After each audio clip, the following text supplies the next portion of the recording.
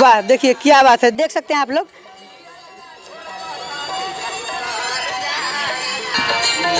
इसी का तो दीवाना है लोग, सबको इसी का दीवाना है। देख लीजिए आप लोग कैसे डांस कर रही है।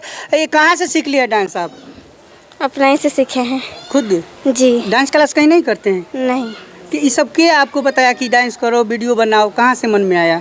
दीदी ने बताई थी। दीदी बताई? जी। अच्छा, आप क्या बोलते हैं, आपको मम्मी पापा लोग नहीं बोलता है कि वीडियो बनाती है, ये सब गलत काम है? नहीं बोलते हैं। कैसे सपोर्ट है घर से?